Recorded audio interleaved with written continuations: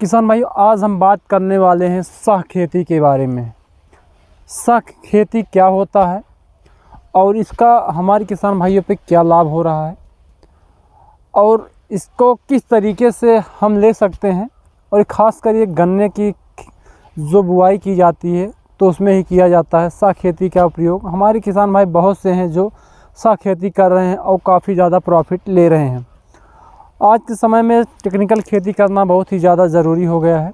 उस हिसाब से जो हमारे छोटे किसान भाई हैं और बड़े किसान भाई हैं, जो छोटे किसान भाई हैं वो भी सह खेती कर रहे हैं, जो बड़े किसान भाई हैं वो भी सह खेती कर रहे हैं। चलिए अब बात करते हैं सह खेती क्या होता है।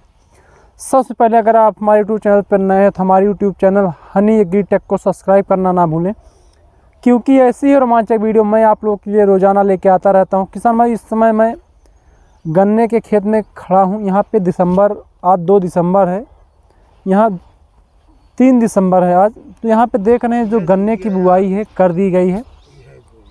हमने एक वीडियो डाला थी गन्ने की सही समय क्या होता है बुआई करने का, तो उस पर आज हम आप लोगों को बताने वाले हैं जो गन्ने का जो समय चल रहा है, इसमें जो गन्ने में बहुत ही बेहतरीन बुआई होती है।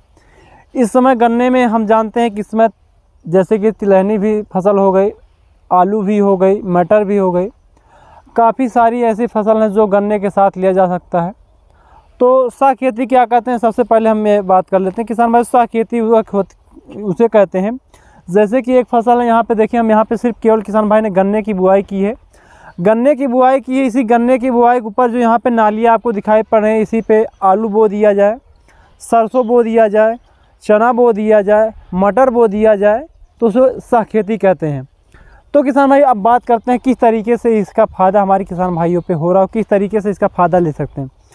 किसान भाई देख रहे हैं जब गन्ने की हम बुआई करते हैं तो बुआई करने के बाद जो यहाँ पे नालियाँ बचते हैं, हम बहुत से हमारे किसान भाई से हैं, जब इसको जो है मिट्टी इस पर गन्ने की जो बोई जाती है गन्ने, उस पर थोड़ी थोड़ी मिट्टी डाल दी जाती है। मिट्टी डालने के बाद जो है मिट्टी डाली जाती है उस पर जो है हमको जो है सरसों, अगर सरसों की फसल लेना तो आपको इस पर सरसों का छिड़काव करना है। और इसमें जो सरसों होती है, क्योंकि हम जो है भारी मात्रा में गन्ने में जैसे कि DAP हो गया, पोटास हो गया, रीजेंट हो गया, तमाम सारी ऐसे फंगिसाइड भी हैं जो तमाम सारे फर्टिलाइज़र इनका प्रयोग करते हैं। तो जब तक हमारे गन्ने अंकुरित होते हैं उससे पहले हमारे जो गन्ने, जब तक हमारे गन्ने अंकुरित होते हैं तब तक जो हमारी फसल होती है जैसे कि मटर हो गई, सरसों हो गई और चने हो गए, आलू हो गई, ये सब हमारी कट के निकल जाती है। तो हम बात करते हैं सरसों। किसान भाई, सरसों में क्या होता है, हमारे किसान भाई ज़्यादातर तो काली सरसों भी का प्रयोग करते हैं और पीली सरसों का प्रयोग करते हैं। सरसों दोनों बो सकते हैं आपको, लेकिन इस बात का ध्यान देना है कि आपको भारी मात्रा में, जिस तरीके से यहाँ पे देखते हैं कि ज़्यादा गहरा हो जाने के कारण से सरसों ऐसी फसल जो सड़ जाती है उसके अच्छी तरीके से जमाव नहीं हो पाता है, तो उसके लिए आपको जो नालियाँ होती है उसके ऊपर छिड़काव करने जो है आपको वहाँ पे डालना पड़ेगा। तो इस हिसाब से आप जो है बेहतरीन तरीके की बुआई कर सकते हैं और काफ़ी ज़्यादा फ़ायदा ले सकते हैं। और किसान भाई सबसे ज़्यादा आपको प्रॉफिट होने वाला है यहाँ से चने का और आलू का। इसी में आप आलू बो देंगे। आलू बोने का मैं आपको बता दूं, आलू बोने से आपको गन्ने पे क्या प्रभाव पड़ने वाला है।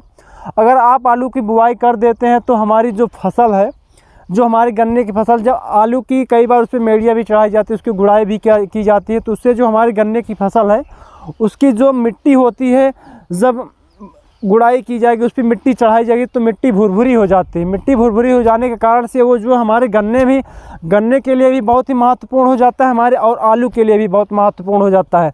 तो इसके साथ साथ गन्ने में अगर आप गन्ने की फसल थोड़ा डाउन पड़ती है तो आप आलू की उसमें पैदावार निकाल लेते हैं, और अगर आपको आलू की फसल कम होती तो आप गन्ने की पैदावार ले लेते हैं। इस हिसाब से आप इसमें चने भी बोइए,